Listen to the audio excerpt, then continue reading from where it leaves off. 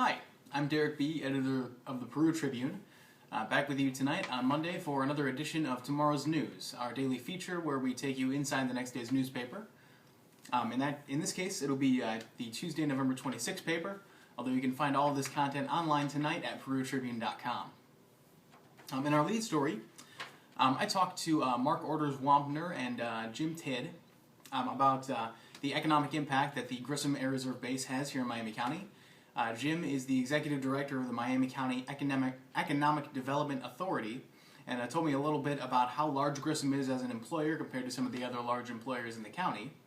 And Orders Wampner is in public affairs at the base. They put together some data about how much that base pumps into the community in terms of dollars, and it's incredible. It's $118 million for fiscal year 2013, and Orders Wampner said that's been consistent over the past few years. That includes $70 million in payroll, and it's really remarkable that they're able to bring that and benefit not only the Miami County community, but also the North Central Indiana community. In our display story, I went over this afternoon to the Peru Post Office here on Broadway Street. They told me a little bit about the upcoming deadlines they're facing and how much package traffic they face during the holiday season. Obviously, Black Friday week is here, and folks are starting to order a lot of things online. It'll be big not only for people to receive things they've ordered online, but also to take the things they've bought in stores or online and send them to their relatives for the holidays. Postmaster Andrew Shea says you should be sure to have things adequately packaged with a lot of additional materials if they're fragile, and try not to get things right in at the deadlines because there's weather and other factors that could impact when things will actually arrive.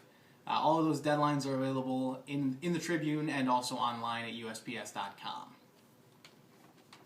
Eric talked this morning to some folks from the Acres Land Trust. They're trying to acquire some more land here in Miami County. They currently have 148 acres, including 7 pillars. They're looking to get another 157. They've had a little bit of trouble securing grant funding for this. We wish them all the best. They're trying to preserve some land over by the Eel River, and hopefully they're able to secure that and keep Miami County beautiful for generations to come. Finally, Eric also went today to the Miami County Board of Commissioners meeting. A couple of folks, Dave Hamby and Becky Hodson, were there from the Miami community talking about their sewer project, which has become a big controversy because the folks there are looking at paying about $60 per person to connect to a new sewer system because there's been some runoff from their system into drinking water. And they were concerned that they were going to have to pay to replace some of the equipment over there if it broke. But the commissioners and eventually the Sewer Board Secretary Chris Dodd, who Eric talked to a little bit later in the day, confirmed that that's not true. The fees that they're paying per month are going to include future repairs and maintenance of the equipment on there. So certainly we're glad to hear they're not going to be hurt any more than they have been by a very expensive, but unfortunately ecologically necessary project. On the sports page, Nick Roby tells you a little bit about the Peru boys basketball season, which begins today. They're playing at 8 o'clock in Logansport. Coach Jim Metcalf said they're really inexperienced, so they're still looking for an identity. We wish the Tigers best of luck as they tip off tonight.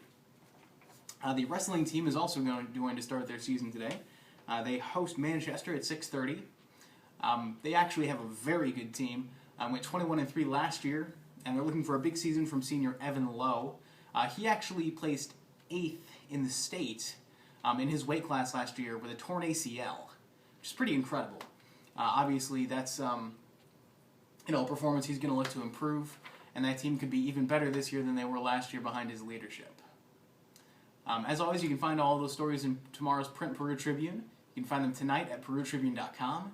You can find them on Facebook. You can find them on Twitter. You can also find me and our reporters on Twitter. Until tomorrow, that's tomorrow's news. I'm Derek B. Have a great Tuesday.